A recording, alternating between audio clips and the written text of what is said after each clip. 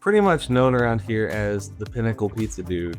I mean, that's just my mentality. Is like if I want to do something, I'm gonna go do it. When I lost the passion for Domino's, I mean, I was with Domino's for 30 years.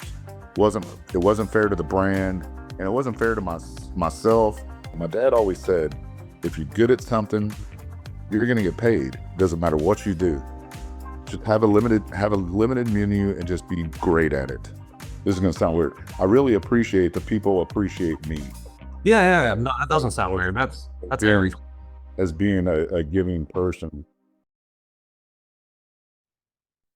Yeah. So for those that don't know you, your name. My name is Ike Coronis. So I know that you're out here in Lago. You are pretty much known around here as the Pinnacle Pizza Dude. I'm gonna get you to explain your backstory because I'm not gonna do it any justice. But you ended up on my radar a while back during the 4th of July floods because I realized that you were helping out with the city around here. And then as I talked to them, I realized Ike's involved in every one of these community projects. I've seen that name before. And you just kept popping up every time we were doing some sort of community event. And then the city council, you'd come up in the conversations with them. And then when I ran for council, I ended up hitting you up. And it was an awesome first call because normally people try to put on some sort of mask or front. And you just answered the phone like, yeah, what are you doing? I'm like, well, I'm running and I'm planning on doing some organized community thing. And you're like, okay, that sounds cool. How do I know you're not full of it? Like prove that you're actually doing something good for other people. And that was a really good first impression for me because I like just cutting through all the BS. Yeah. So from your side, give us your short version of how you got started out here. We'll do this from business and from personal because they always overlap. So what was your first Domino's location? What was your first business? Lago Vista. Yeah? Right here. Yeah, right. So I started with Domino's in 1996 as a delivery driver and kind of worked my way up and worked for another franchisee. I worked for corporate Domino's at the beginning, got with another franchise, worked for a franchisee, moved to West Texas, all over. I think I counted up over my career. I worked in 51 different Domino's, at least a shift of some sort, helping out other stores and everything. But and let's do the math. I'm old. 2004, got a phone call with the potential opportunity to open up here in Lago Vista on my own, actually as a partner to my previous franchisee. So ended up 2008. We 2007 we finalized the deal, and we built here and been here. We were here for 18, almost 19 years, owning the Lago Vista location. We ended up building a couple more, sold one, and built a few more. And just technically, I recently retired from Domino's about a month ago. I'm gonna drag you back into that conversation at some point. At the Pinnacle, you were running at least 4 of these franchises at the same time, right? Yeah, I had 4 stores. So you also already touched on something I normally drag out. You started helping out a bunch of other stores and other franchises, and you got yourself into all those other locations, which generally is just that is the best way to gain a bunch of experience and network is helping other people. You glean from their lessons. Yeah. Yeah, I mean, so when I first got into Domino's down in Houston, I'm originally from Pearland, Texas, south of Houston. That's all It's one of the biggest markets that corporate Domino's actually owns. Out of 23,000 stores worldwide, and I believe it's about 9,000 here domestically. Corporate Domino's only owns about 350, 360, and Houston's one of their major markets. So I was working for them, and I became kind of a floating assistant manager. And I was young, I was single, I didn't have kids, and I was a go-getter. So I would work 80. I'd work as many hours as they would let me. And when a store on the other side of the planet known as Houston might need somebody, um, I would I would jump all over it. So I worked in, I'm sure you understand, there's a ton of stores in Houston. So I could go work anywhere. I went and worked for franchisees. I went and worked mainly corporate stores, but I worked, I drove an hour Yeah. across Houston. I lived on the southeast side at the time, and I drive anywhere. If somebody needed me, I was good to go. So So it this is might, an assumption. Was your like hunger slash willingness to just go to any of those places? Is that kind of what got you on the radar for that first franchise opportunity? uh, Or this uh, this sounds douchey, but I would no, it was all me. nice. That's I mean that's just my mentality. Is like if I want to do something, I'm gonna go do it. And that was that was the deal. I was just trying to make money. I was just a young 21 years old at the time. When I really got hungry because I had to pay the bills because my mom was paying a lot of my bills, and she realized she got my tax return because she used to do my taxes. She's like, "You realize you made as much money as that, almost as much money as I did last year." Man, I started getting a lot more bills in the mail. I can tell you what. Uh, So yeah, man, I was just hustling. Um, and then yeah, moved down to San Angelo and got that process started. And then we came back, got into the hill country in Marble Falls, where I met my lovely wife of almost 20 years. Um, and yeah, it's been it's been a ride ever since. Okay. Yeah. So what was the point of no return? What was the okay, I've been working this position, but I'm going to just go ahead and lock in. I'm going to try this first franchise thing. So I did actually, when I started with Domino's when I was 18, I actually took a leave for a little over about a year. Um, I left Domino's and I was 19 to 20, I guess. And I actually went to work for Cutco Knives, which I have a full wood block over here still. Um, it's a great product.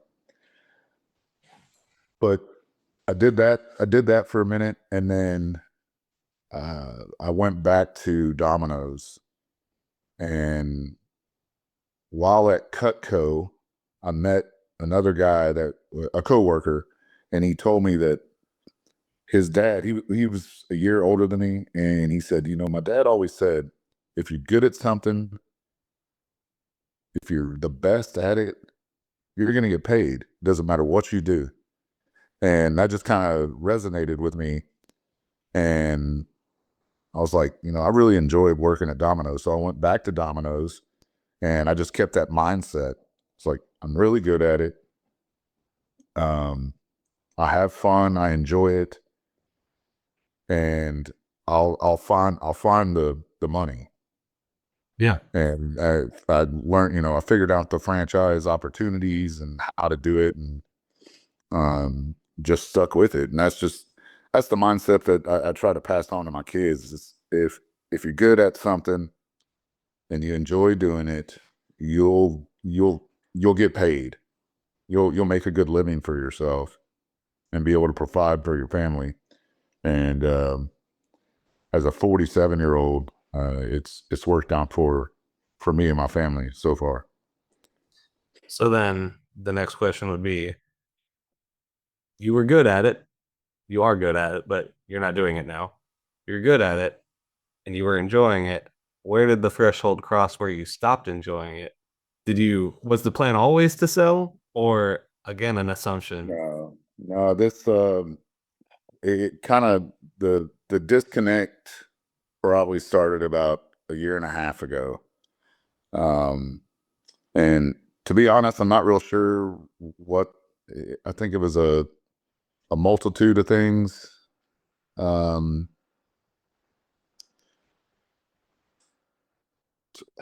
it was it was people. I got tired of dealing with the drama of the employees. Um, but mainly it was the direction that corporate Domino's was going. I'll be honest. Um, Okay. the current leadership group, I don't agree with. And then after being a business owner for 18 years and being successful, I didn't agree with, if at some point I stopped, towing the company line. Like you said, when we had our first conversation, like I don't mince words. I don't bullshit. I'm straight to the point.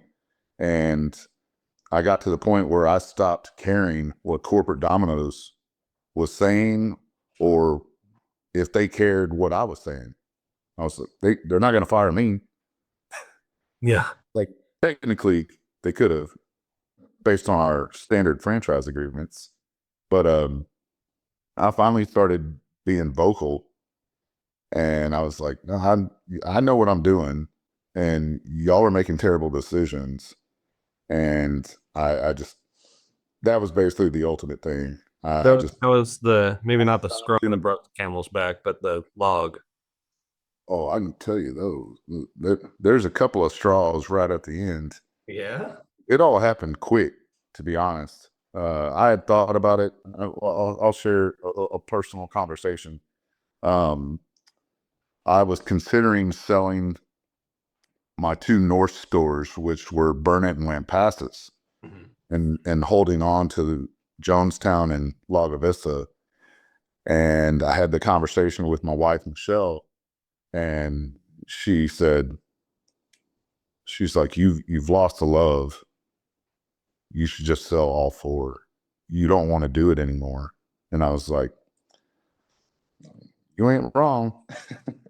So that was pretty much the deal. And the from that conversation, I don't know if it took 6 weeks. I reached out to some former franchisees that I'm still friends with and asked them time frame, and they said 4 to 6 months.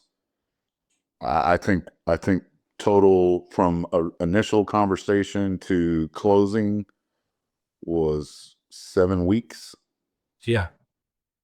because like we have, what, I'm 4 store franchisee. This day in Domino's, which is another factor in it, is small.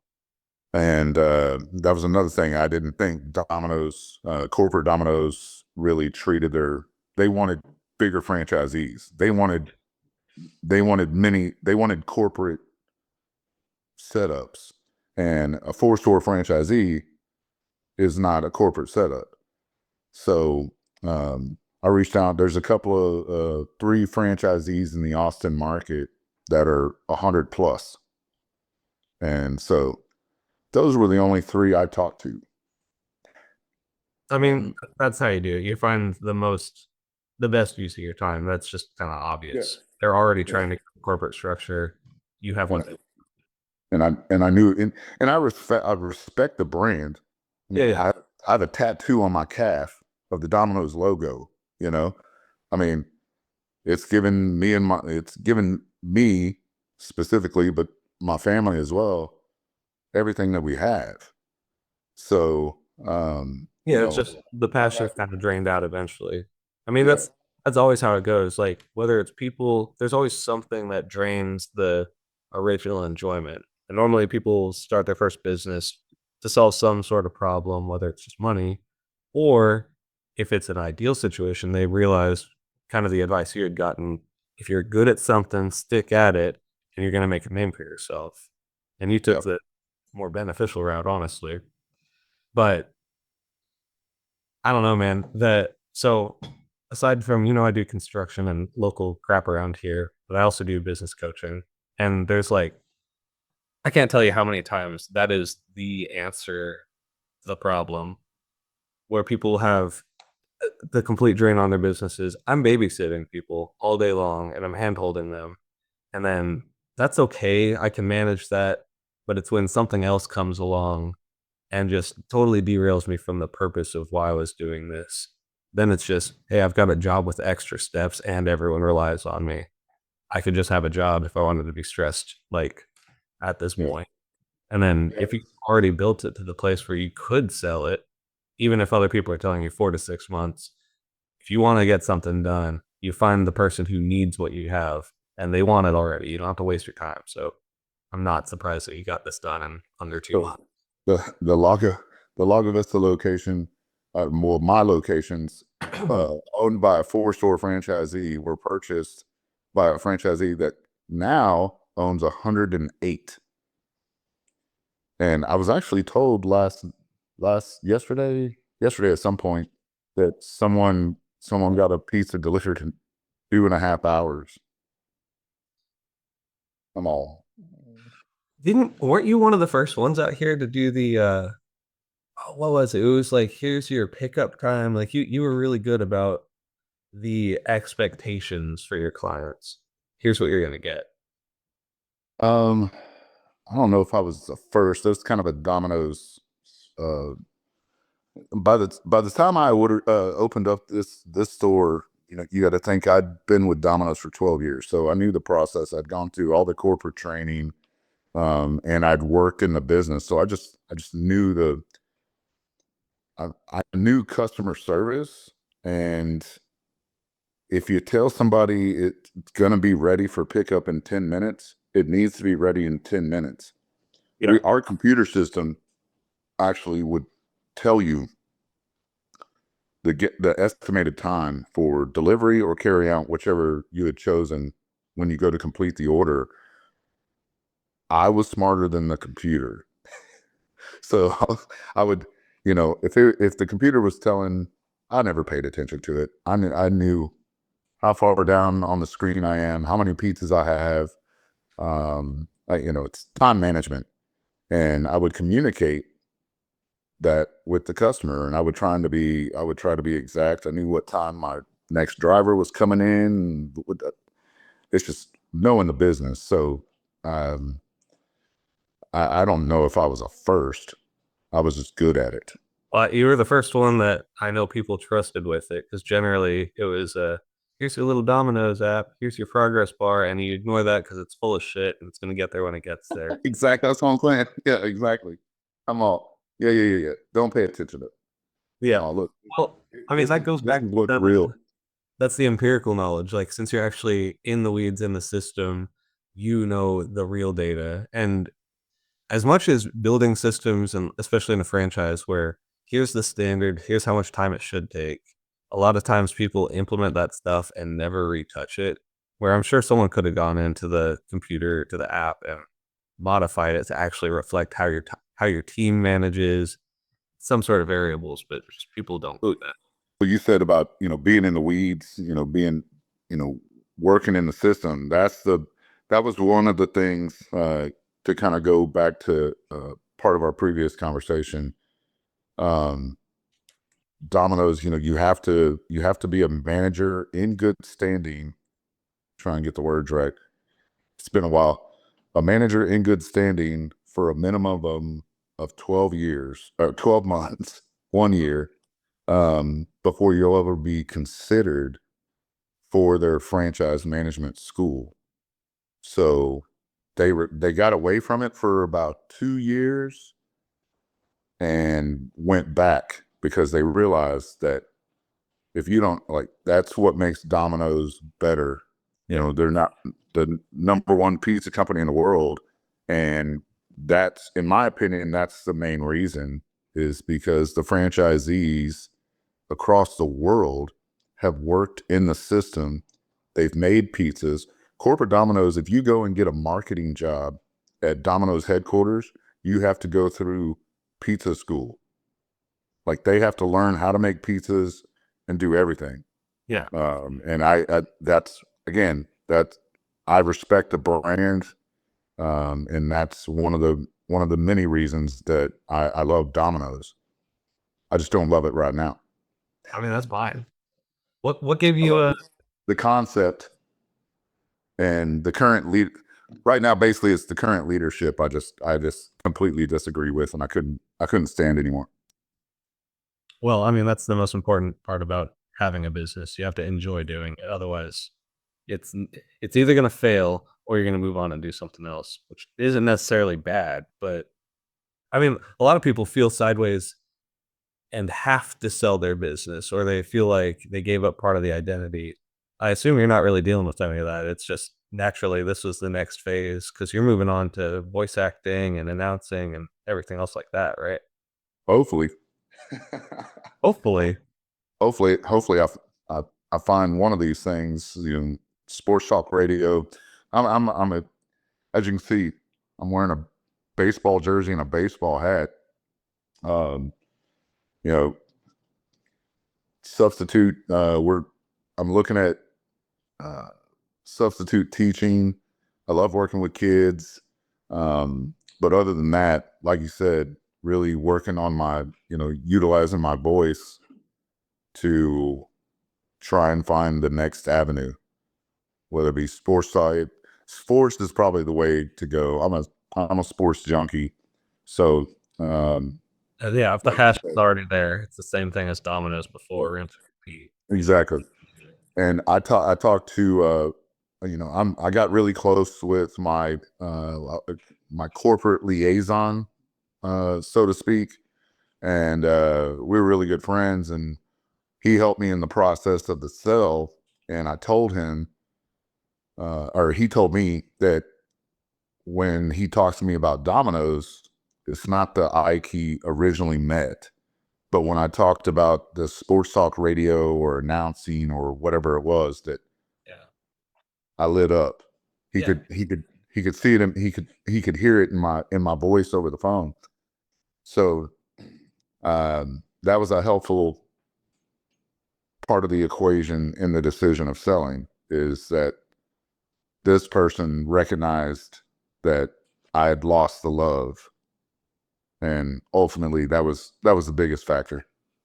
Well, I mean, also, I kind of said it before, but again, the purpose of having a business, the goal is to make money and possibly some sort of impact. And with a franchise, you have a lot less freedom. Like if you were just doing some mom and pop shop, you had 4 locations. I'd say make it the most sportsy pizza place ever and host all your own sports events and just merge the two. But that's not something you can do with a franchise. But what you can do with a franchise is build it quick and then sell it to someone else who wants your franchise locations. So now you've Right. got a nice little windfall, I assume, and you can just lean fully into sports. That's hopefully about the mom and pop thing. Two parts to this. First of all, and most importantly, my stepfather, rest in peace, um, he worked for Cisco Foods for 20 plus years, which if if you don't know what Cisco Foods, it's Benning Uh, Heat but bigger. yeah. It's a food distributor to restaurants that Domino's doesn't use, by the way. Um, he told me, he was a salesman, and he would go recruit new clients. And he said, I tried to tell him and my mom, after I'd franchised or was getting ready to franchise, and I'd talked about opening up a Cajun restaurant. I love Mhm. to cook Cajun food. And he said, they were like, don't do it, because my stepfather went through, he told me, he's like, I saw so many people put in their life savings into a restaurant, and wouldn't make it a year. And when I went to franchise management school in Ann Arbor for at Domino's headquarters, the first day they were giving us the numbers of 90% of all mom and pop restaurants close within the first 3 years. And so that told me, I mean, the three big well, I ones, might be opening up my own restaurant. they either don't have the systems in place already and they try to do all that shit themselves. And I've never met anyone that knows all of the things themselves. It's stupid. And then two, if they're in it and they're just forcing it to work and they are really quick learners and they're making it happen, it's going to be a drain on their soul. They're not going to have the passion. And then three is just the other little stuff that comes along. I mean, it's a job with steps. I've said this many, many times, being part of the Chamber of Commerce here in Lago and all the things I've been involved with. I've tried to tell people franchises in Lago Vista are the way to go, because specifically to Lago Vista, people don't come to the table with enough money. They're not prepared to lose money for multiple years, which goes back to point one. You're not coming to the table with enough money. And they listen too close to their customers, Yeah. because you come out with a simple menu, stick to it, get great at it. And then if you want to expand on, one more two item, this is food specific. Yeah. Uh, No, well, no, it's everything. It's the same thing as you said before. Get really good at one thing and just lean yeah, in. Like, you don't need 72 items on your menu. I mean, yeah, I love the J&J's down here. The lady who runs it's super sweet, but yeah. I don't think I've ever read that menu. You And know what you know what you're getting when you walk in the door. uh no, I go in thinking I know what I'm getting, and then I go, "Oh God, that's a lot of words." Oh, I see what you're saying. Okay, okay. Yeah. But That is like Jack in the Box. Is My wife and I have had this conversation multiple times. It like Jack in the Box. I'm like, man, that thing's crazy. Like, why would you? I would hate to work there. yeah. To be a manager there. The training, you have to train like on so many things. I mean, I guess you're probably just dropping it in a fryer. I mean, I've never dealt with a fryer. Domino's doesn't have fryers, so. Um, but yeah, that's one thing that um, my wife and I have actually recently had conversation. I've had this conversation with several people recently. It's just kiss, right? Keep it simple, stupid. Yep. you know, it's um, just have a limited menu and just be great at it.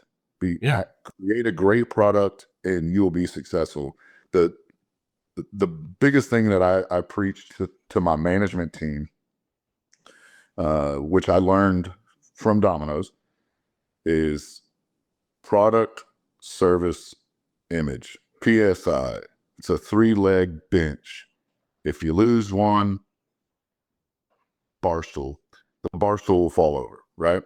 Yeah. If you have all three of those, it doesn't matter if you're in food, construction, it doesn't matter. If you have a good product, you provide good service, and you provide good image, you're going to be successful. It doesn't matter what you're doing. Not even a good image, a specific image. If you have a fan base or a niche or a club or a clique, if you have an image that relates to somebody else, they are right or die. They'll It run falls, it falls under image. yeah. It doesn't matter what you look like. If If your delivery of product and your service meets the image of your clientele, you're going to be successful. That's all that matters. yeah. Is it like, are you going to make everybody happy? No, everybody doesn't like Domino's. I understood that. Uh, people try and like drag you through the mud, and I'm like, okay, you don't like Domino's, great, moving right along, Yeah. you know. And now, so that's something. This is something I've been saying for the past month or so. Is There might be signs after I don't own the Dominoes anymore. That's exactly where I was going next. Nice. I think I saw a post or something about it, and the guy who bought it, I hopped on right away. I was like, "Hey, so you gonna keep up all that community effort and impact and contribution?" And I just like went down this list, and I hope he does. I mean, I don't know the guy at all, so there's no opinion either way. But You'll probably never see. I'm sure. What with Domino's, and I'm gonna end up warping this and throwing it right back at you about your voice career. But at Domino's, everything we've talked about, what do you think gave you your unfair advantage? I mean, I know you were strategic about the Jonestown location because you saw development coming up, and rather than waiting for there to be a demand, you saw the baseballs going this way. You didn't run to where it is right now. You ran to where it's gonna be. So aside from just like good business acumen there, what do you think gave you your unfair advantage that made all of Lago Vista know, oh, well, this is Ike's Dominoes, not necessarily just Dominoes? That's exactly it. That's exactly it. That was part of my business plan is, moving, being in the Austin area when, when I moved to Austin 2003, um, they were all about mom and pop. So I took the assessment that a small town outside of Austin would be even more so anti-corporate. So when I came in, when we started building, I went and started visiting every business I possibly could in uniform, introducing myself and selling me as a person. And actually, we had a newspaper back then called The Log, Yep. and um, Bill Bill Hughes set up an interview with me, and I'll say the exact same thing I said to him is I wanted to make sure that people didn't think this was corporate Dominoes, that this was Ike and Michelle's Dominoes. And that's that's the main reason I felt very strongly about I'm going to put myself out there. I want people to know me as a person so they'll come to Domino's and not think it's just a corporate entity that doesn't care about people and everything. And then being in Leander and some other towns where you just as a business person you weren't appreciated, coming out here, I was able to be like I love community. I love doing well. I love doing good things for other people. And Lago Vista, I mean that's a personal thing for me. And Lago Vista gave me that opportunity in abundance. Yeah. And but I enjoyed, the constant, there's a lot of hands coming to you Yeah. when you're a business owner in Lago Vista. Yeah. It's like, hey, sponsor this, sponsor this. Hey, can you donate this? Okay. And I almost never said no. Yeah. I've rarely said no because if we could, we would. And most of the time we could. And but yeah, that was honestly walking away 18 years in Lago Vista, owning the Dominoes. That's probably the thing I'm going to miss the most, to be honest, because I mean, I sponsored we sponsored the signs at the when the new high school was built. Yep. I mean, so you see Domino's on all those. I was able to do a commercial on the new jumbotron, um, which kind of was a stepping stone into the getting into sports talk radio and the potential next step in my life. So doing all those things has given me potential opportunities.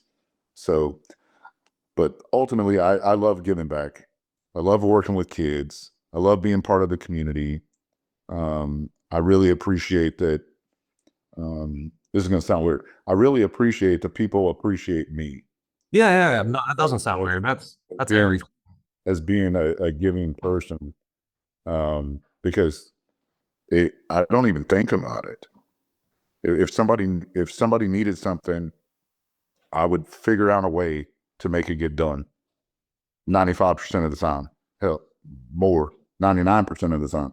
I feel like the most successful people, whatever the field is, not even business, just whatever the activity, tend to be those that are giving back because I have never met anyone that doesn't enjoy being appreciated. Like that's a very human nature psychological piece. And then people make all these excuses of, oh, I can't donate to this, my margins, but they'll go pay a shit ton of money for an advertisement. And back Right. to the SI thing, you can advertise about your product, and that can be a selling point. You can advertise about your service, and you can also choose to advertise about your image. Virtue signaling versus actually advertising your image are very different. And most people try to convince you with words of, hey, here's who we are and what we stand for. Here's our brand identity. But if you're just out there donating to certain things or getting involved in the community, that's speaking for itself. And that's the biggest, I mean, for service and operations, you can have your SROs, you can have procedures, you can have computers, but for image, you'd have to be out there doing the thing, whatever Yeah, it is. that's exactly. So I And think your that, product and your product and service are easy. yeah, Those would be easy. The image, depending on the business, like if you look good, I mean the basic of image in that is how you look for at the Domino's level, how you look at the door to your yeah, customer, you know. But I took it to another level. right, I felt by being involved in the community. I'm in obviously heavily involved in Lago Vista. I live here. It's this was my baby. This is my first store, but I tried to do it in Burnett and Lampasas as well. Jonestown, not quite as much because Treviso kind of throws it off. yeah. But Burnett and Lampasas being small towns like Lago, um, I try to do the same thing, being very heavily involved. That's image. Yeah. That was the image of Domino's. I represented Domino's on a uniform. You know, And you it, gotta you gotta enjoy your image, otherwise it's gonna fall apart. I mean, you'll be disillusioned, and other people will pick up on it. You didn't yeah, have to lose the image, or you never really did lose the image of your community service and outreach, but you were disillusioned with the other pieces. But other people, if they're just stuck pure business only, they're not gonna enjoy it. They're gonna lose it. So I would challenge you on the voice coaching side, you already have that platform built. Like Ike himself is already built. So you've also already got all these different connections for community events. And like you said, Jumbotron, local sports. I know you're huge with kids. Like eh, I don't know if that comes from babysitting adults for so long and kids are innocent, but uh I don't know, man. I just feel like you probably have an easier route forwards with that than it might seem at first. Because if you've already had the passion of sports the whole entire time, you already have a name that represents you and your identity. Your image is already there. I mean, what else PSI could you even do on the voice side? so well on the voice side, that's one thing. I like what you were alluding to. It's funny when I originally graduated high school. I intended 'cause I played sports. I was pretty good. I was pretty good at football, basketball, track. But as a junior in high school, I'm like, yeah, not going to the NFL. Not going to go play D1. I did go play D3 football, Trinity University, but I realized how much I loved sports. I love football, and I was going to go to, the I'm going to be a history teacher and a football coach. That was my plan after my junior year of high school. and went to Trinity. They offered a 5-year master's program, and that ended up not working out um, because I started doing business stuff and Dominoes and everything, and I ended up dropping out. I don't have a degree, so um, yeah, life takes its turns, right? Yeah. And here I am. Want I'm a coach. I coach Little League baseball, and have for several years, and love working with kids, and so it just it might come full circle that way. We'll see. I mean, We'll see. I'm gonna try to connect you. There's a buddy of mine who he's done like Circuit of the Americas. He's been an announcer. He's done radio, all this stuff. And it's the same thing with literally everyone else across any field. When you find someone in the birds of a feather, you find another giver, you find another like mover shaker.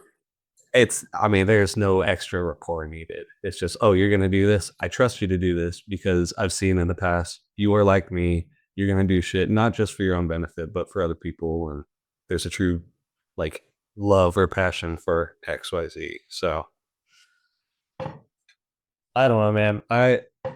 I don't see any way that you're not gonna end up taking this thing and running with it. You've already got all of the sports network on the young side and all their parents.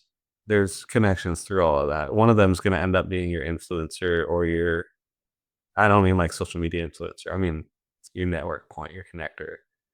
You have any leads or like specific directions you want to go? I Like mean, very specific. well, right now you can listen to me on 102.7 ESPN Radio Austin on the Sport of Life with Trey Elling. How So long how did you start that? February, Last February? this past February. Yeah, my so I started I listened to sports talk radio. I worked in my truck the majority of the time, Yeah. driving all the way to Lampasas and Burnett and doing things, and and I'm a huge sports guy, so I would listen to 104.9 The Horn, 1300 The Zone back in the day, 20 years ago, 10 years ago, whatever, and still listen to 1300 Zone. Like, I'm very good friends with Mike Harge on 1300 The Zone. My first connection was Kevin Dunn, who's no longer in the sports radio business, but he was the first person I made friends with.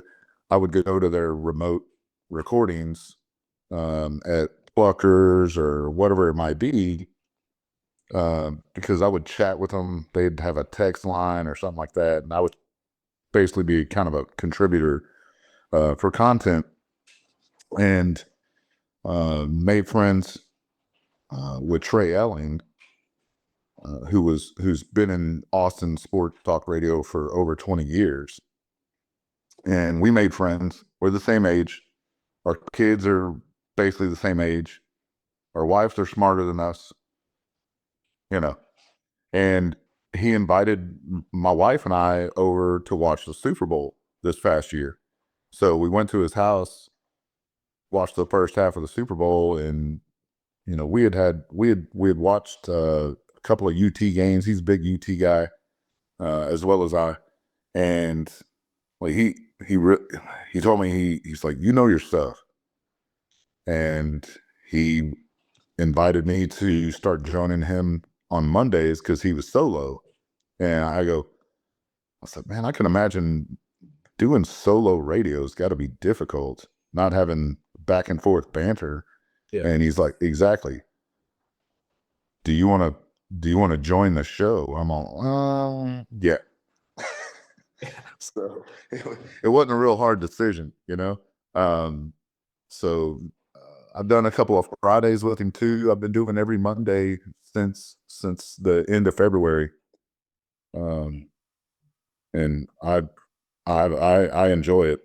Uh, What's the time cost? an hour a week, 3 hours Yeah, a week? it's an hour long show. I don't always even do all four segments, you know, because you got to think it's 15-minute segments. He also does personal reads with part of the show. But I mean, as far as my time, um, takes me about 35 minutes to get to the studio, and we usually record. We chit chat for a few minutes to begin with, and then it's depending on. He does a ton of. He's a great interviewer, one of the best. He is incredible, to be honest. Um, but he does a lot of interviews. So sometimes he might have a segment where he's interviewing someone. So we might only do 3 segments. So the recordings, I mean, you're talking a total of 2 hours, 2.5 hours at most. Yeah. I mean, it's really nothing if you like doing it. So Yeah. And we have fun. Like we're friends, you know, like we enjoy each other's company. So, so there's that.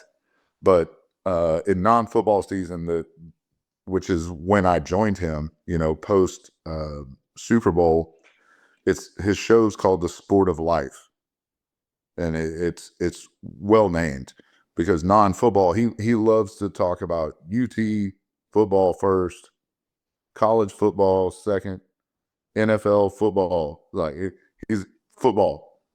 We don't talk about anything else. But when there's no football, that's when he brought me in. He coaches youth sports. He like we slip into we joke around. We'll slip into old man radio, like get off my lawn type stuff. yeah. These people don't know that dang construction over there. You know, I was complaining on the show a couple of weeks ago about the construction on 1431 right now, Yeah. and he came out to our house for the Texas bowl game Mhm. on New Year's Eve, and he's like, "Oh, I see what you were talking about the a couple of weeks ago. That construction is a bitch." Yeah. It's all right. As a local, as two Lago Vista citizens, like that's just dangerous. I don't know, dude. I cannot fathom. I mean, just on the operations end itself, if you know you need all this expansion and improvement on the road, do it in one large project. I don't know why the state and DOT just decides to break this up into the smallest, most idiotic chunks. And then I would go budget.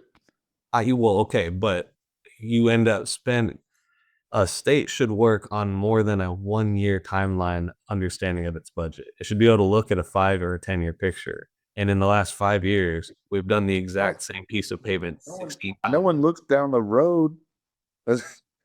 No one looks down the road, man. Well, That's the that's my, actually, we all spend a lot of time looking down the road since we're stuck there behind traffic cones. so my wife's in her office over here, and she's heard me say this for 20 plus years. Is just you know the growth is coming. You know what? Just figure out, plan it, do it now. Yeah. Like you don't have to necessarily budget it now. Figure out a plan, and maybe that's what they're doing is they're phasing it out, but they're phasing it out in 6 month spans. Like if you're gonna do one piece of road, do it all at once.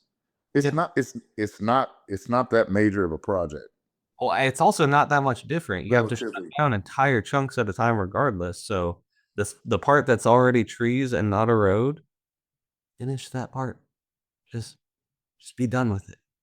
I mean, I don't know if it's, and maybe I'll get flack for this because I could be totally wrong, but it seems like someone who's never worked in construction and never driven on these roads and has no context is making the calls here. Either that or just I don't know, man. I could go on a tirade about that. It's just Um, David, I went to a TxDOT hosted a meeting in Lago Vista several years ago, And I went straight to the text guy. I don't know if I was still president of the Chamber of Commerce at the time, but um, I went to that meeting and talked to the text dot guy, and I said, "Hey, we got, as the Dominoes guy, I drove the roads often. I said, you got to put in a middle turn lane. Like, when are y'all going to put in a middle turn lane?" And his excuse to me was, "Oh, well, we got to acquire land." And I'm like, "Well, start doing it. Start doing that. Start doing that." Like, we had too many deaths, too many accidents, everything. And man, that might have been 10 years ago. And it's finally getting done. Exactly what, not just myself, but several people Yeah, anyone with that have been pushing for forever. yeah. It was a no brainer. The blinking yellow light at Reed Park was a band aid. Yep. But when it's all said and done, uh, it'll finally be better. Hopefully, it'll be awesome. Yeah, Yeah, but hopefully. yeah, I I care. My wife and I, we love Lago Vista a ton. I can give a shout out to my wife for stepping up and running for school board and Yeah. being on the school board. Super excited for her for that. No one would have ever guessed the first Coronis on a political ballot would be my wife and not me. Yeah. Wild. I it needs it too. The I, I don't know what the trend or what caused it, but it needs help. And I like the fact that it's not just you're not just getting her on the board. You guys are one of the exact examples of a couple. You've run businesses before. She's through osmosis gained all of your experience. You also already work with kids and do coaching. I'm starting an argument. I'm just no, I'm waiting for her to look at me like, what? She's working. She's working. I'm so surprised. No, I But think somebody's got to make some money these days. I know. Because I'm not. Um, no, but I see what you're saying. Yeah. So I told people is being here as long as I have in Lago Vista, which I love very much. I've been asked to run for city council. I've been asked to run for mayor. All the things. I've had a group of men as a group reached out to me, um, offering to sponsor my campaign to run for mayor. This was several years ago, and after seeing some people get drugged through the mud, I don't know how much you went through I, in your campaign. I operate in a, oh, I see you starting to dig me through the mud. Let me do that for you. I'm better at it than you. Okay, you ran out of ammo. Continue on. Go on. Go ahead. So, I just one in particular, um, like someone looked up, the keyboard gangsters. yeah. Somebody looked up this candidate's like information from 10 years previous. Yep. And I was like, what does that have to do with right now? It's not like they murdered someone, Yeah. They, If it was relevant, sure, but I they were like 19 years old or, in their early 20s. We were all idiots. But I started telling people for the last few years that as a business owner in a small town, I would not run for city council. yeah, I mean, okay, this is another thing. I'm not on city council. There's there's a lot of influence you can still have from the other side. And then depending on if it's worth the time or not, you could always still just turn around and do it. I mean, back to the image thing once again. I didn't even spend like $200. I spent like 7 hours campaigning in total. I and I still got more than a quarter of everything, and my opponent spent like over 6 grand and every single day of the week, nonstop. Like image will carry you really far, and if you're doing something like city council, that's just a constant commitment. It's volunteer based for people that don't know. It's you're not making any money in a small town doing it. New. New. Uh, there's Yeah, a no lot of people. It's surprising how many people don't realize that. yeah, it's pure volunteer work. So you either have to genuinely be passionate about your community and care for them, or you have really creepy ulterior motives, and that's That's not going on around here, David. what. No, that's not the What? whole reason I considered running. Oh, there's not four of them. Hmm. That Well, was a very specific number I threw out there, I think. it was an interesting slate of words he used. Yeah. So, um, I don't know. Michelle, be careful. Michelle might not let me run for city council. We'll see. I don't know. I feel like if it's something you're gonna want to do, you're probably gonna find a way for it to tie into the image. You know, it's Yeah. you've already got you would not have to spend any dollars on your P or your S. You already have the I. You're just gonna get it if as long as your image aligns with what the majority of Lago want. I mean, I mean, again, kind of sounds douchey, but if I run for something, I'm gonna win. Yeah, Is what it is. It's because of the work I put in to create the image, just like you just said, on the Domino's side, and my passion for Lago Vista and being a part of the community for so long. Like, I hate that a political election process will that comes down to a popularity contest, yeah, every time. but it is what it is. That's where we're at. And if I, again, I don't, I hate to sound arrogant, but if I run for a position, I have no doubt I will win. That's one of the reasons why Michelle, um, other than her being awesome and people loving her, but we were kind of together in the process, Yeah, and I was her campaign manager, and I promoted her because that's not in her personality; it's in my personality, and it's like our last name carries a lot of weight in this town because we've put so much back into it over 18 years, 19 years of being here. yeah.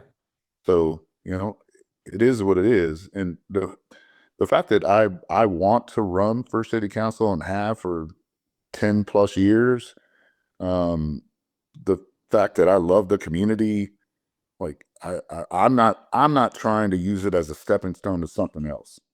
No. I mean, that's our first conversation. When I called you on the phone, that's where it went. I mean, as soon as we realized we could cut through the BS and just have a real human to human conversation, that came up. You're like currently running the business. I don't have any time to realistically do this. I don't know how you're planning on running your businesses and doing city council. It'd be different if I sold the businesses. So you already kind of had it floating around up there. But I the second that I heard you were selling them, you can't shake the habit of helping other people. That's why some people get white knight syndrome. But you know, when we were talking about that, I talked about how my purpose for running at the time was kind of a ominous. Hey, what was my whole campaign slogan? It was like govern the government and lethal to corruption. And it served its purpose, dude. I mean, that city manager's out of here. The development office got completely redone. All the weird illegal ordinances, the state law violations, all that shit got a light shown on it. I wasn't doing it so I could step stone and move into the next political field. Or I don't want to be a politician. I hate politics so much. But you have the same thing going for you.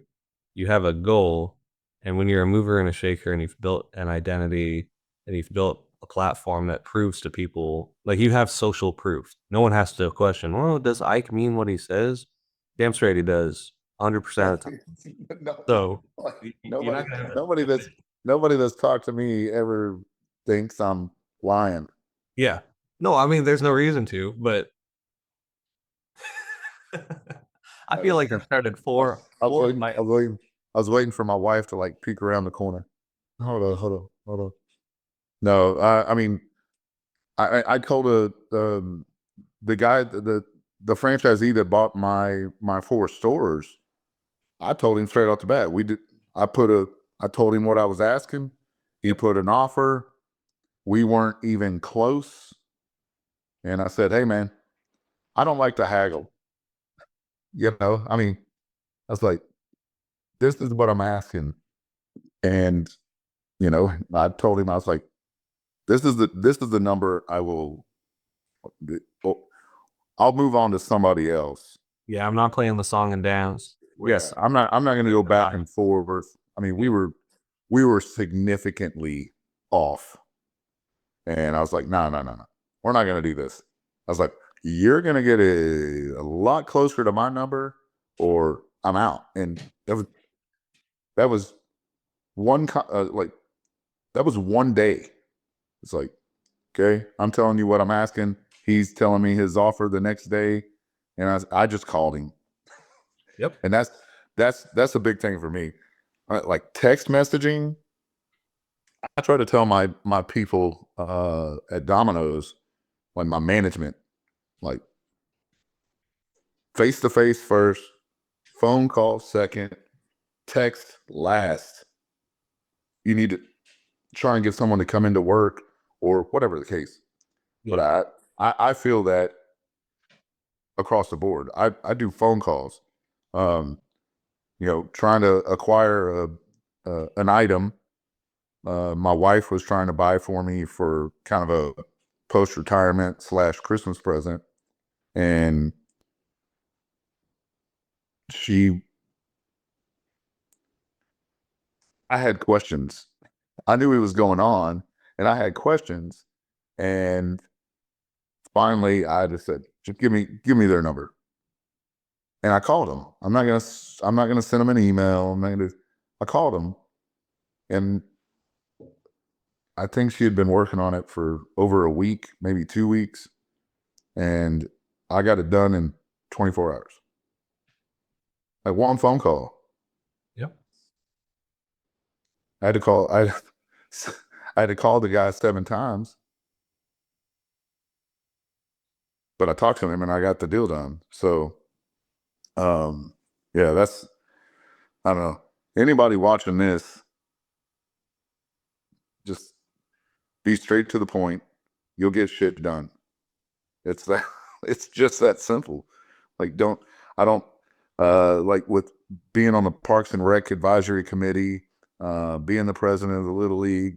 I just I go straight to the source. Who's the person that can fix the problem Yeah. that I can't fix myself? And don't waste Uh, time trying to fix problems you can't fix yourself. Call the right person. yeah. Um, emails and all of that stuff, man. I mean, emails are necessary in this world. I get that. But in the small frame of time that we are in a small town of Lago Vista, just go. I'll just go to City Hall and go, hey, I need to talk to so and so. Oh, they're not available. What time will they be available? Yeah. And I'll be No, anytime I go to this is town hall YouTube. now. This is YouTube, and you obviously know my personality. I'll be on them like stink on shit. You know, I'll go until either they tell me no, and that's another thing. Anybody that gets into business, or I mean, just in life in general, in my opinion, I tell my kids this: if you don't ask the question, you don't get a no. Yeah. You got to ask the question. You can't be allergic to the no. If You're just don't spin assuming your no. wheel. Yeah, don't spin your wheels wondering if you'll get a yes or a no. If you're gonna get a no, just get it ahead of time and move on to the next one. Or Yeah, you're ready to articulate yourself and tell them why saying no is stupid and they should say yes. yeah. If you have an option and you ask the question with the option to solve the problem in your head, and you get told no, then you start working on the next option. Yep. It's I mean, that applies to all parts of life, Every in my problem opinion. is a solution. Every no is a hint as to what gives it a yes. I mean, Because most of the time, if you have a conversation with someone with said no, they might give you a potential option. yeah, they'll give you the step by step, whether they meant to or not. Well, they'll tell you, they might suggest to you another option. Yeah, So it's called a conversation. It's weird, right? Conversation. It's crazy. we don't do that. It's the same thing when I walk for a different reason, but when I walk into town hall here, it used to be, oh, they're not in right now. Okay, what time? Oh, they won't be back for an hour. Okay, I'll sit right here and I'll just pull out my laptop and do some work. And now it's, hey David, which one of us? Who are you? Yeah, I mean, okay, let me call him right here. And then now, more times than not, even if they're not in the building, they'll just leave and come over because they have realized after time and again, even if they're planning on giving me a no, there's going to be some sort of solution that's beneficial to both of us. So don't waste your fucking time. Don't make an email. Don't CC everyone and have this big delegation democracy process. Just straight to the point. What do you want? What do I want? How do we get there? Let's do it. Cool. Go. Execute. Shut up. So, Yeah, that's but that's when that sounds like me with the school district, because I'm about to go introduce, and this makes it hard, the fact that my wife is on the school board now, but I'm about to uh, go introduce myself to the new superintendent, because I did a lot of work. I did a lot of work with Darren, the previous superintendent. I'm about to go meet her because I dealt with Darren Webb trying to do work for the Little League Mhm. on the field at the middle school to get it beneficial for the league, specifically the uh, intermediate school and middle school for the recess area, and an expansion of the current transportation area. And the the verbal agreement that was given to me in the role of president of the Little League with Darren Webb and the school district was not of help over the period of time that we discussed. So now I need to start the conversation over all over, and it's extremely frustrating. But I guess Darren had already decided to retire before we had the conversation, even though he hadn't announced it yet. I don't know. Uh, I have a ton of respect for Darren. Bad timing, but yeah, that's what I have on my plans for today, is to go, like you and I were just talking about. I'm just going to walk in the administration building and go, hi, Yep. No, my name do is. it. Tear off the mask. When I met her, she gave me very curated responses on everything, and I just Okay, this is sorry, good. so that's the time that I'll walk away. You know, that's a not necessarily not taking no for an answer or not taking conclusion for this opportunity, but if I'm having a conversation with someone and it's very clear they're giving me a mask or a curated response, okay, why are you doing that? You're around a bunch of other people, and right now you need to keep up your appearances. I'm just going to ask you later. I'm going to find a better environment to ask you this in. So hopefully yours is better than the meet the Well, superintendent event. so my meeting about the lower field with Darren Webb was scheduled. I had a meeting with him, went and sat down with him, and we're sitting across the table. I don't know, 20 seconds in, I'm like, have you seen all the work we did to the lower field that we don't have any responsibility for, Yeah. except for we use it? And I was tired of it looking like crap. It was a safety concern. And the fact that the city leases it from the school, it's a complex situation. The Yep. city leases it from the school district for $1 a year, and nobody maintains it. Nobody maintains it. And the kids tear it all up and everything. And then our kids in our league are put in safety issues. So I committed to the league doing a bunch of work on it. So I sit down with Darren and I go, hey, have you seen the lower fields? You see all the work we did? He's like, no. I was like, let's go check it out.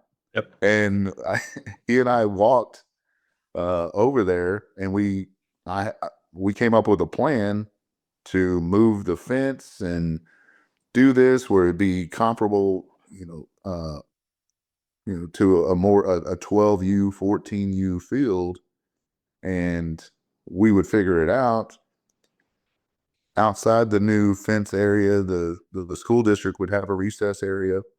Outside the right field fence area would have uh, more space for buses, because the school district's growing Yep. out there.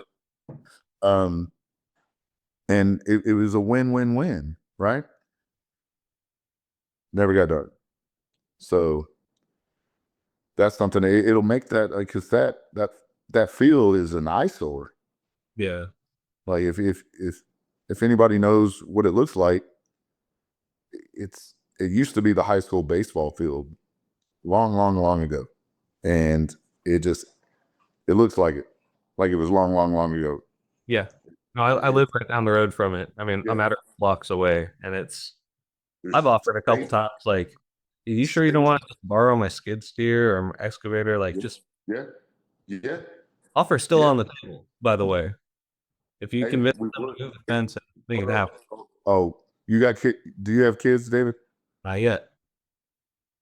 One on the way. Planning. Got you. Unconfirmed. Um, so I got jokes for Dave on that one. Yeah. Um, no, so we don't. We just lost our as a league. This is going sideways. As a league, we just lost our field maintenance director. Um, but we do have our baseball commissioner. He owns a construction company as well. So yeah, your assistance and equipment would be greatly appreciated, and we can talk uh, off note on that. But yeah, that the I want to tear down the whole lower field. I'm just gonna burn it to the ground. But anyway, um, I'll split the script here. Are you planning on running for city council again? Only if I have to be impending again. I mean, if they get the memo and shit starts turning around, my biggest, not my only, but my biggest focus at the time was all the corruption in the development office. I mean, under table deals. You probably know about the Little League scandal with the city manager and the fundraising money being. If not, then talk about that after the fact. But About what? Oh, okay. Oh, oh man. oh yeah, oh yeah, there's plenty. What a properly named business. Oh, I loved that was just so on the nose. I couldn't.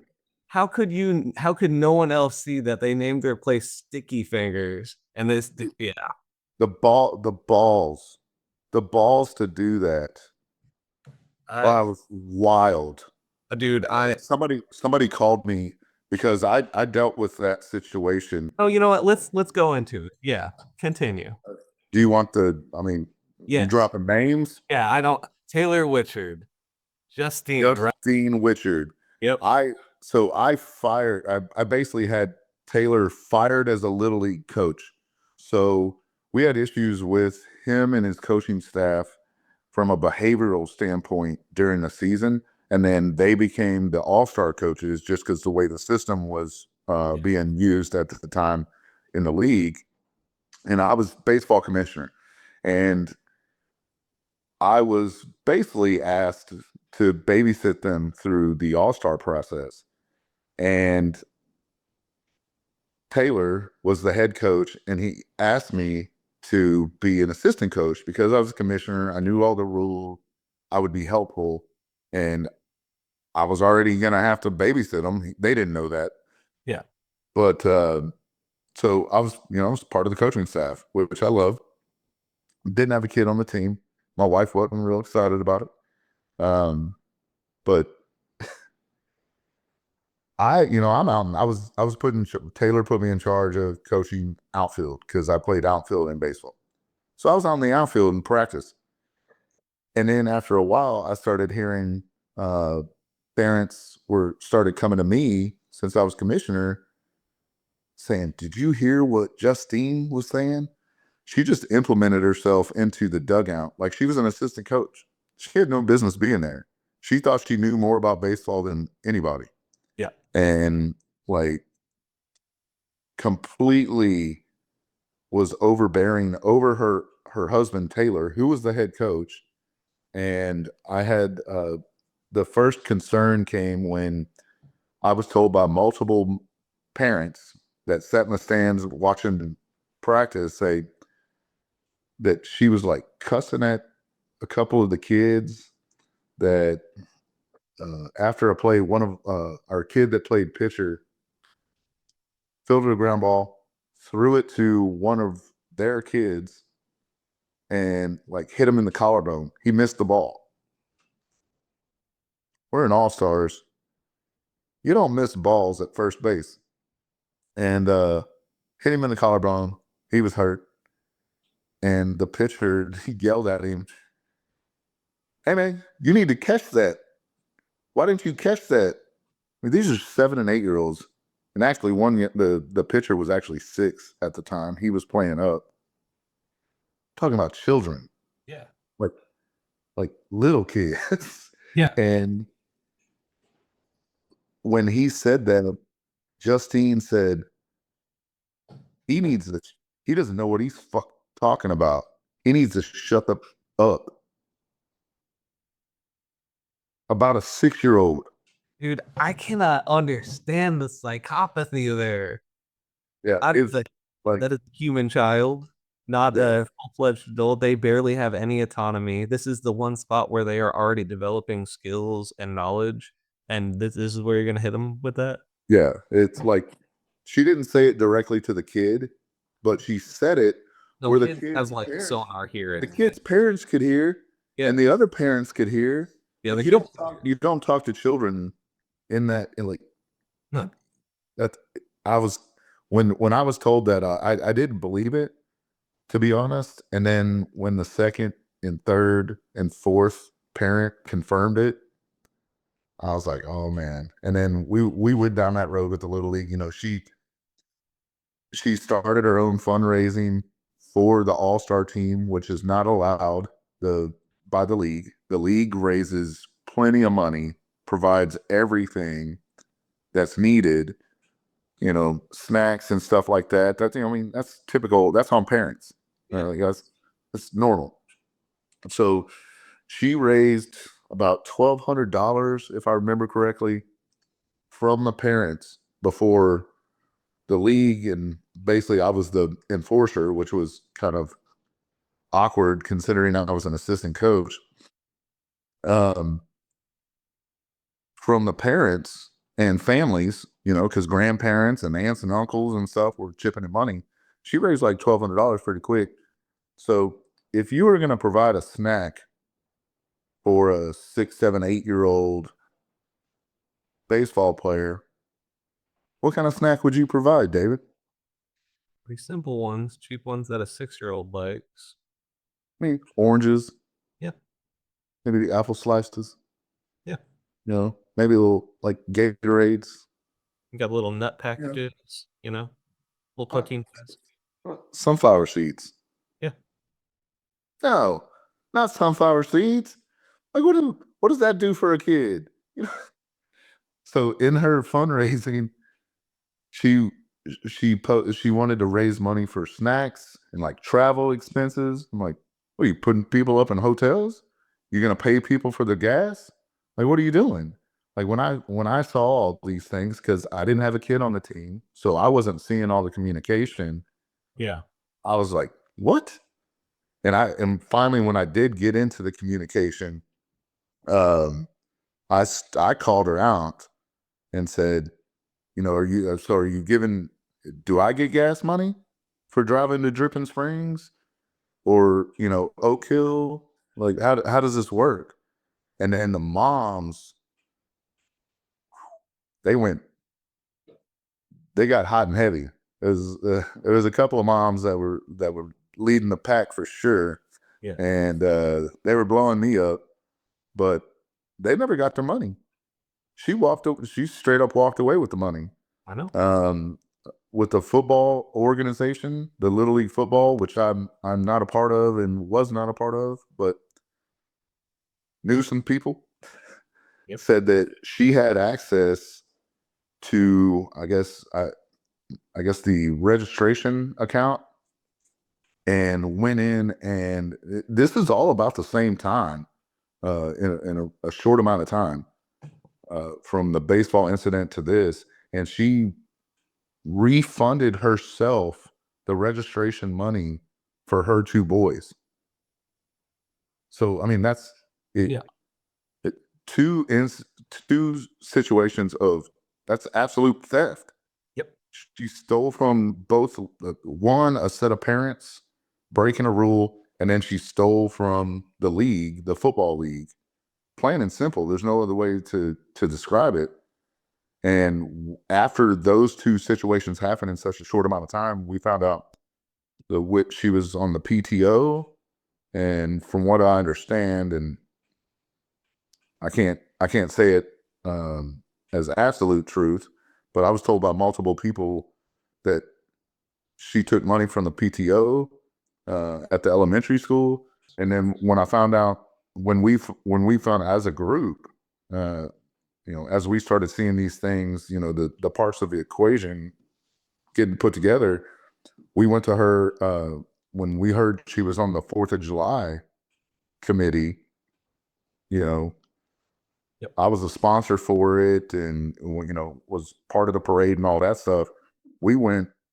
I went to the committee uh, chair and said, "Hey, I understand that Justine is on this committee.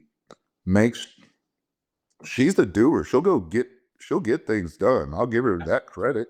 Yes. But I told him, I was like, "Don't do not let her be or have access to money in any form or fashion, Yeah. because she's got sticky fingers." I remember there's a buddy of mine that was part of that whole baseball situation. His son was on the team and everything. Um, he called me. He's like, "Hey," he's like, "Justine." He's like, "You know that new place, Sticky Fingers, Justine's?" I was like, "No." I was like, "Man, some." He said somebody called him and told him that. I was like, "Man, they're just pulling your leg. They're just messing with you. Blah blah blah." And then it didn't take me long to look into it and find out. And sure, I was like, "That is wild." Oh, dude, Like, it doesn't even stop there. Like the extent of how sticky those fingers were. I had at least three different people contact me about, hey, I never got my paychecks, or I got part of my paychecks, but I was told that I wouldn't get the rest of it because my attitude was bad, or that my back to the image thing. They they did have, like you said, they were go-getters. They would go out there, they could make things happen, but they forced an image. They were really good at like putting on facade of, yeah, you can trust me. I am very well versed. I know about these things. Both of them. I mean, this is how Taylor got his city manager position. He lied on all of his applications. I looked into the last three jobs he had. He's been fired for each one for the same shit. And yeah, it kind of lies about his qualifications. If you have to lie about your image, you will get found out, and that's why that couple has had to skip town and has had multiple failed bakeries and multiple times. Yeah, exactly. And the lawsuit against Justine's Bakery. yep. Yeah, yeah. We Oh, and also, I also looked into them and running for Congress. and flopping. Man, he spent a lot of money to only get a couple hundred votes. I got more votes than that without doing anything. Like, what are you doing? And he was in a much bigger community than you, sir. He Yeah, that's that. also went into massive debt. This town is so much better off with them being gone. Yep. That's as simple as you could put it. Okay. Okay. Wrapping it because I'm sure you got stuff to do. For not just business owners, not just entrepreneurs, but even the moms of the little league. like the human psychology behind. Yeah, no, I'll tie it. A lot of times we have to have like our grip on babysitting our management team, babysitting how things are working, making sure that our life goes the way it does. Because all of us built the life we have through our efforts. Even if you got handouts, you have to maintain it through efforts. So there's a tendency to keep using the same tools as you move up to another level. So for the parents who have kids on the all-star team and really want to tell you how to do your job, for the managers at Domino's who in the past probably had something to say about something and you had to set it straight, or for other people who are about to sell their franchise and be told it's going to take 4 to 6 months. What do you do in a situation where you you know, because you're at a different level or a different perspective, you know the other people in your community or your job aren't wrong for wanting to have the input that they want to have, and they're not necessarily making the worst decision, but you know that there's a better decision to make. How do you translate that to someone? How would you translate it to a mom who's concerned or to a manager who has an Well, idea? so um, specifically the parents, moms are always the worst. Not gonna lie. There's a reason I said mom. I mean, there's a, again, Uh, physiological dads too, but the moms are a little more interjecting. Um, passion. sure, the the moms, the moms in the little league situation, and then you said three specifically. What was the second one? Didn't really apply, but the managers. So, it, it, one word: communication. Yep. So the way I run when I coach a team, um, I always set up an easy first practice. We do I get my assistant coaches to go just, hey, just go get them warming up, doing, stretches or throwing the ball or whatever. And then I go talk to the parents that are there because you get the most parents typically at the first practice. Um, and I lay down the law essentially, right? Tell them this is this is how it's going to work. Coaches are going to coach. I'm going to be the only person as the head coach that talks to the umpire. You will not talk to the umpire. If you see something that you think we missed and we need to know about, you come talk to one of us coaches. And that's the way it's going to work. Like, this is I lay out I communicate all These the are how SOPs. I'm going to run the team for Yeah. the season. We're going to play this, that, and another. If I think it's a safety concern for your son to play in the infield, he's not going to play in the infield. So I'll come talk to you. But if you do have a question, come to me and come to me calmly. So on the business side, that's called an interview. Yeah. You tell them I always taught my general managers in an interview process, you have to communicate all the rules and regulations in the interview. And if they don't agree with them, then you don't hire them. It's that simple. And then I come in once they are hired, and I make sure all the things that I cover in my interview was covered. And then if it wasn't, I can go back and retrain my general manager on how to properly do an interview. Go like, Yeah. I gave you this interview guide with all the questions you need to ask. Just read it and write down, take notes as you go through. It's a simple process. But back to the one word is communication. Like, you have to communicate. And we can go back to what we were talking about before in our conversation is it's face to face first, communication. Phone call second, communication. Text third, terrible form of communication, but it's still communication. Yeah. So I we just we just came around about full circle right there. We did. That's how I like to do it. Yeah. So to sum it up, communicate. That's going to be your key to smooth operations. you're going to have to deal with communication regardless of what you're doing, whether it's voice acting, announcing, running a little league team, running 4 franchises at the same time. Communication is going to be the pinnacle of not hating your life. And then for building, Might as well add the PSI that I mentioned before. You might as well just add a C at the end. yeah. I mean, Product, service, image, and communication. honestly, I'm gonna have to send that now that I'm done with Domino's. I'll just start being a jerk to them. I still got all their emails. I'm just gonna send them. I was like, hey, y'all should add this to the training program. It's not a terrible idea, actually. Oh, it's not. And then you get a gig with them giving their corporate lectures. If they pay enough, I mean, come on. Maybe. Yeah, maybe. Yeah, probably not. No, Not with this leadership group. no, stick with the sports. Yeah, exactly. I've been Okay, but that was the other one. So communicate your whole PSI situation in general. That's super solid. Communicate and then tying your passion to it. You got to enjoy what you're doing at work. Yeah, when I lost the passion for Domino's, I mean, I was with Domino's for 30 years.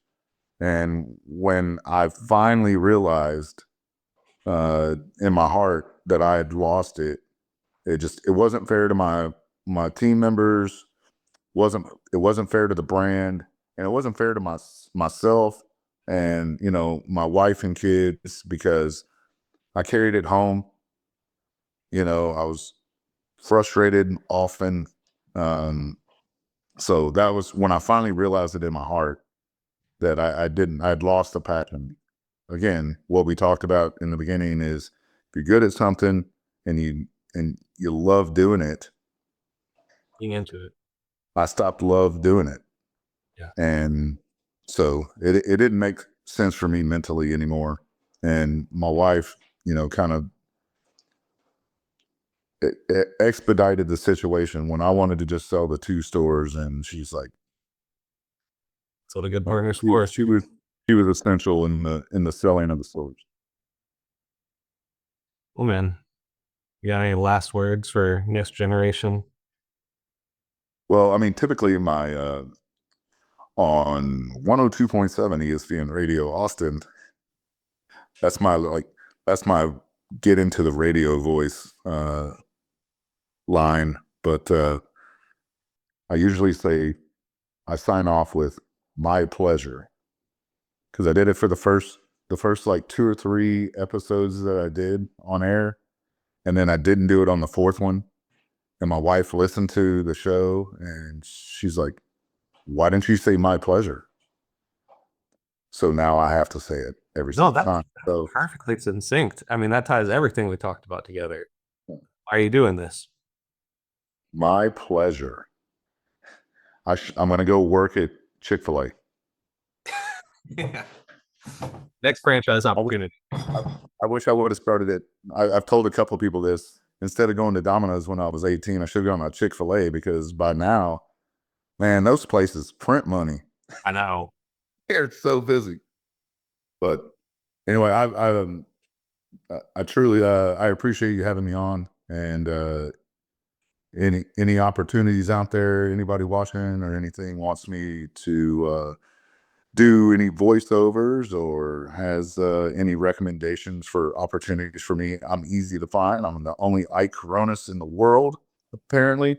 And you can find me on all socials at the Ike Coronis, Instagram, Facebook, all of them. So Got a website yet for your voice career? no, not yet. I just got my first podcast kit, so I'm still learning. Oh man, it's been real, and I do appreciate. It was my pleasure stealing all of your wisdom and being. You can't steal my lines. I'm stealing your wisdom and your lines. You can't do anything about it. All right, man. I appreciate it. Yeah, thanks so much.